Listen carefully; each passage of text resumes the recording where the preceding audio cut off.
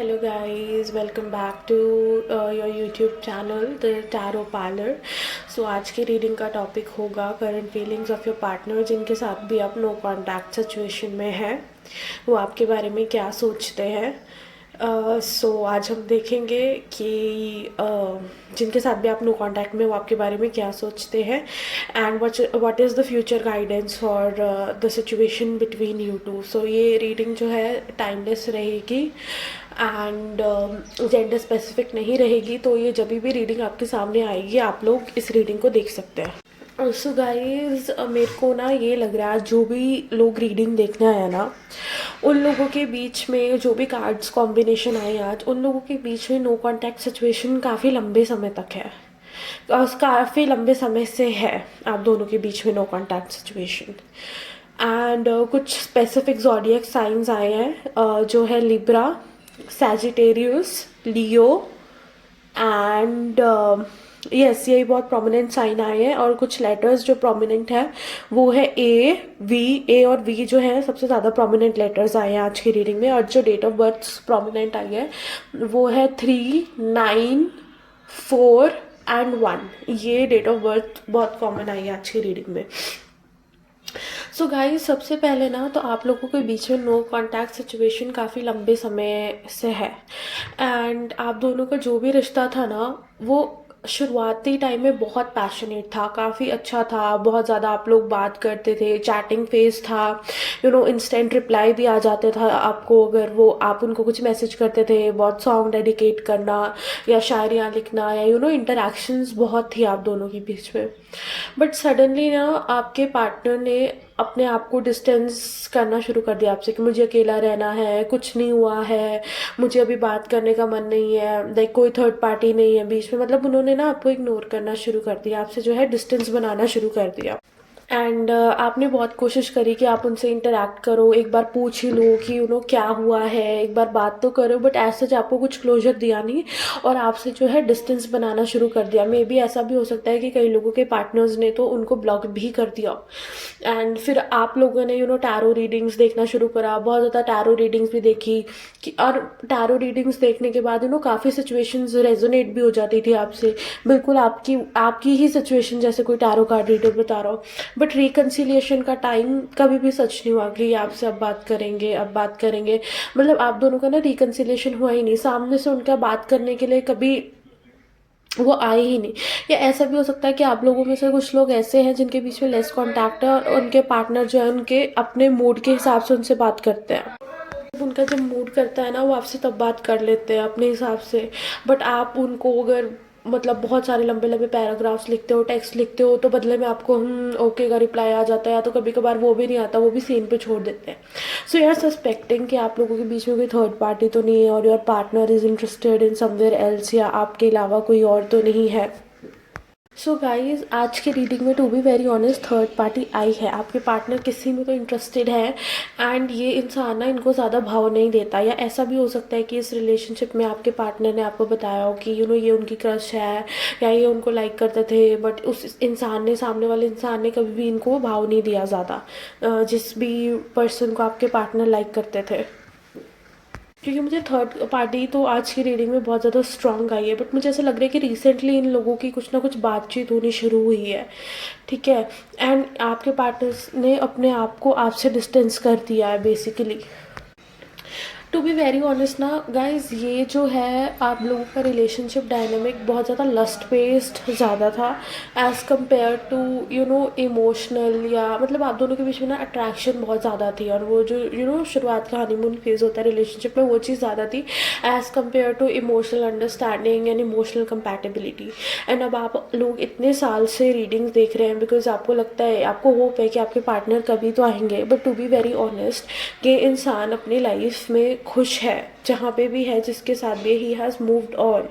There is a third party and there is no chance that he will ever connect with you. And जहाँ तक कि ये बात है, इनको ये चीज़ बहुत थोड़ी सी लेट रियलाइज़ होगी बिकॉज कर्मा तो प्ले आउट होगा, कर्मा तो इनको वापस इनका मिलेगा जो भी इन्होंने आपके साथ किया है, इनको इनका कर्मा आएगा, बट अभी नहीं, थोड़ा सा लेट। एंड आप लोग जितना अपने आप को डिटैच कर लेंगे ना, जितना अपने आप को डिस्टेंस कर लेंगे इनके थॉट से, उतना आपके लिए बेटर होगा।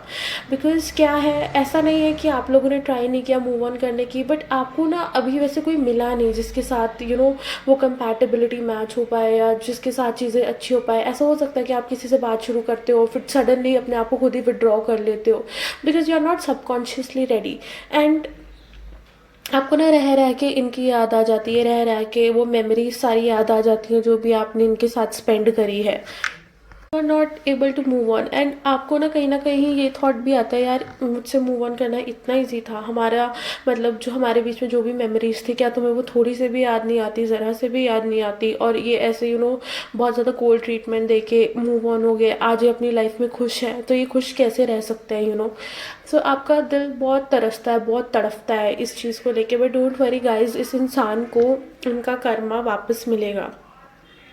आप लोगों के लिए यही गाइडेंस है कि आप लोग जितना जल्दी मूव ऑन होंगे, अपने आप को इस इंसान से मेंटली डिटैच करेंगे, अपने आप पे ध्यान देने लग जाएंगे ना, उतनी जल्दी आप अपनी लाइफ में एक न्यू पर्सन अट्रैक्ट करेंगे।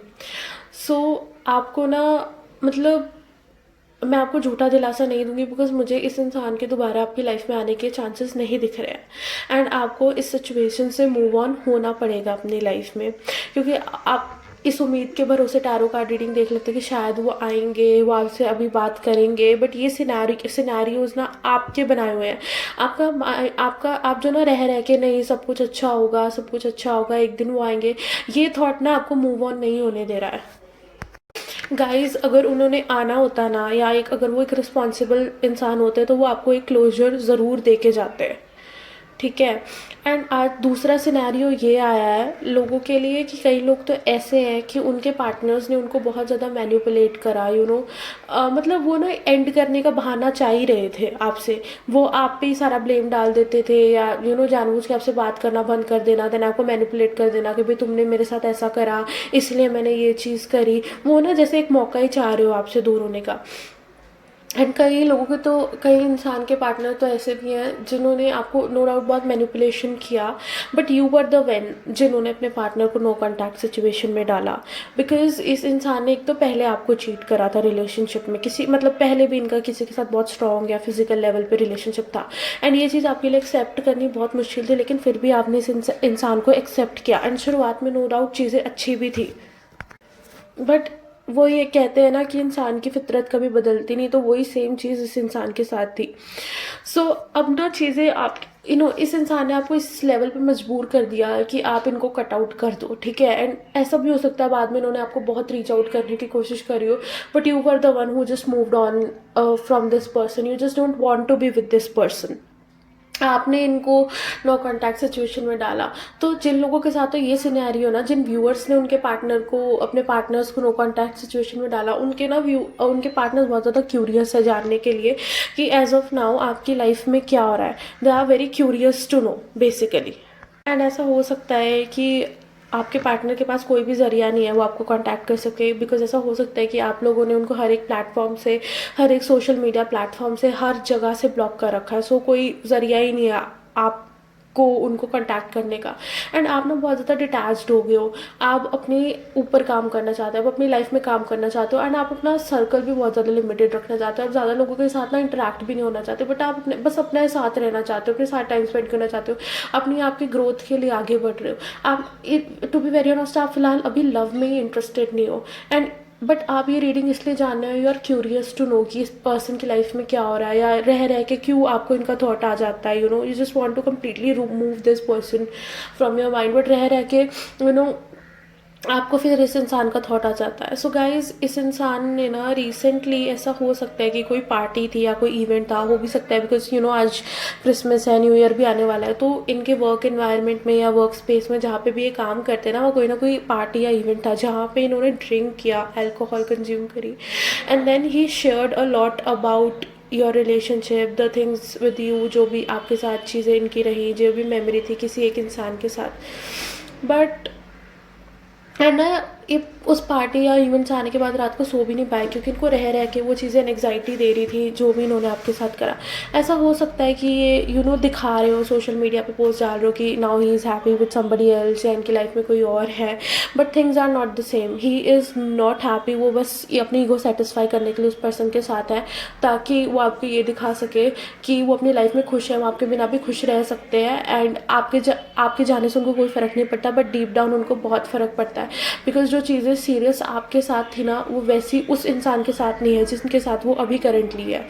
ठीक है, वहाँ पे बहुत सरफेस लेवल के लिए बस आपको शो ऑफ करने के लिए चीज़ें हैं, कि ताकि आप जेलस हो, आप उनको कोई रिएक्शन दो, एंड खुद ब खुद आप उनको उनकी सारी चीज़ें भुला के उनको एक्सेप्ट करो। बिकॉज ये इंसान अब आपके सामने ऐसा आना चाहता है, मतलब ये ऐसा चाहता है कि आप इसको वैसे एक्सेप्ट कर लो जो भी इसका पास था, या इन्होंने रह के रिपीटेटिवली आपको चीटिंग करी इतने चांसेस देने के बाद भी, तो ये चाहता है कि अब आप उनके साथ वैसे ही मूव ऑन हो जाओ जैसे कभी पहले कुछ हुआ ही नहीं था।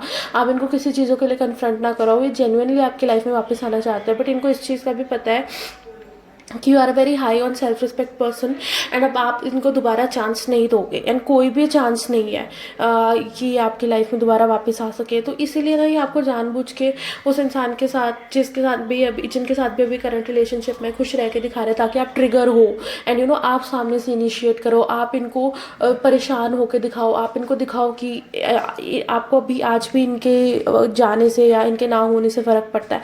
बट आप ऐसे इंसान नहीं हो, आप तो अपनी सेल्फ ग्रोथ के टूवर्ड्स काम कर रहे हो। आप बस अब किसी के साथ भी नहीं रहना चाहते, बस आप खुद के साथ रहना चाहते हो, काम करना चाहते हो, दुनिया घूमना चाहते हो ना, फाइनेंशियली इंडिपेंडेंट बनना चाहते हो।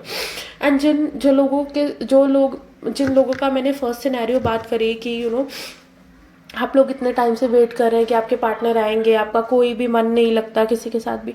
सो गाइस, सबसे पहले तो आपको इस इंसान की मेमोरीज अपने दिमाग से निकालनी पड़ेगी, सबकॉन्शियसली अपने आप को क्लेंस करना पड़ेगा, इनकी मेमोरीज को रिमूव करना पड़ेगा, तभी आपकी लाइफ में कोई इंसान आएगा। एंड ये जब होएगा जब आप प्यार के बारे में सोचेंगे भी नहीं, आपका कंप्लीटली ध्यान सिर्फ अपने आप पे और अपनी सेल्फ ग्रोथ पे होगा। एंड आने वाला फ्यूचर मुझे आप लोगों के लिए बहुत ज़्यादा प्रॉमिसिंग दिख रहा है। So thank you so much guys for watching today's reading. That was all for today's reading. Make sure you like, share, comment and subscribe my YouTube channel, because जो भी लोग मेरे चैनल पे कमेंट करेंगे ना, मैं उनको लाइव रीडिंग में प्रायोरिटी दूंगी फ्री क्वेश्चन पूछने के लिए। So yeah, thank you so much.